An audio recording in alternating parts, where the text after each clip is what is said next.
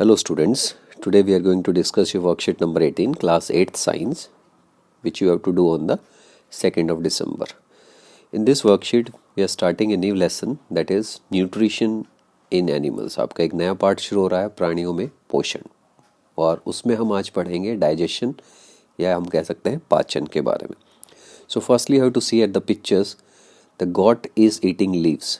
आप देख रहे हो कि एक बकरी जो है घास खा रही है, पत्तियां खा रही है.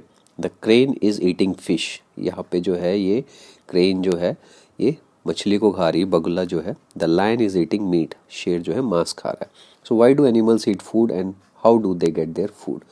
तो इनको देख के दिमाग में एक प्रश्न आता है कि जंतु भोजन क्यों करते हैं और ये भोजन किस प्रकार प्राप्त करते हैं.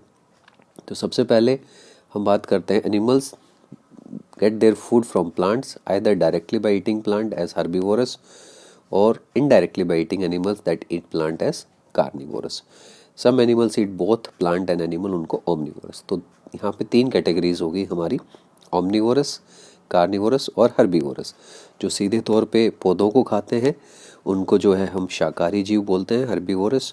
जो खाली जंतुओं को खाते हैं, मांस खाते हैं, उनको मांसाहारी. और जो दोनों को खा सकते हैं, पौधों को भी और मांस भी, उनको सर्वाहारी कहा जाता है.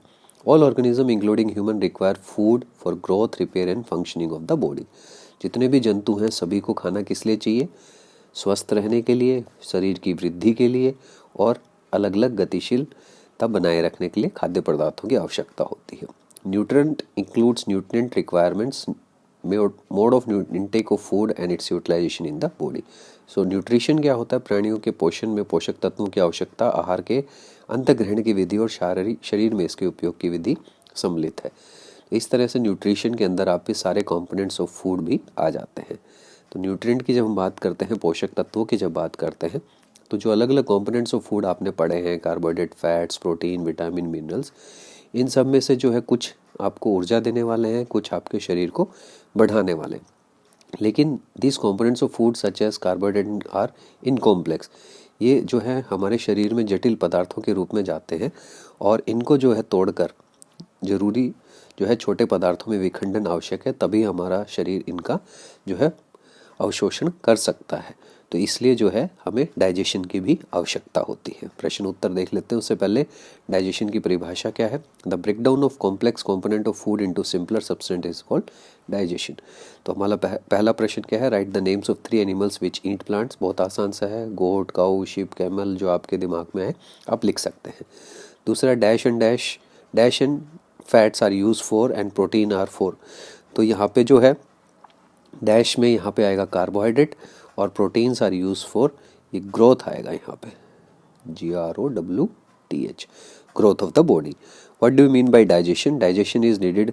यहाँ पे डाइजेशन की परिभाषा आप यहाँ से लिख लेंगे. The breakdown of complex component of food into simpler substance is called digestion. Why digestion is needed for animal, ये आप यहाँ से लिखेंगे. Digestion is needed by animals to break complex food substances into simpler so that they can be utilized by organisms for energy and other purposes. तो ये हमारे English में प्रश्न उत्तर हो गए. हिंदी में देख लेते हैं. पहले तो पाचन, जटिल खाद्य पदार्थों का सरल पदार्थों में टूटने की प्रक्रिया को पाचन कहते हैं. 3 जीवों के नाम लिखें जो पौधे खाते हैं, गाय, भेड़, ऊंट, जो भी है. डैश तथा वसा का उपयोग ऊर्जा और प्रोटीन का उपयोग शरीर को बनाने के लिए होता है. तो यहाँ पे ये दूसरे में शरीर को बनाने में या शरीर की वृद्धि के लिए भी लिख सकते हैं हम, ठीक है. और पहले में कार्बोहाइड्रेट आएगा. तीसरे प्रश्न का उत्तर जो है आप यहाँ से लिख लोगे. जटिल खाद्य पदार्थों का सरल पदार्थों में टूटने की प्रक्रिया को पाचन कहते हैं. और चौथा, जंतु को पाचन की आवश्यकता क्यों होती है?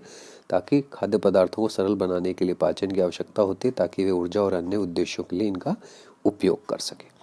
तो बहुत ही आसान सी वर्कशीट है. अच्छा चैप्टर शुरू है. उम्मीद करते हैं आपको पसंद आएगा. देखने के लिए धन्यवाद. Thank you.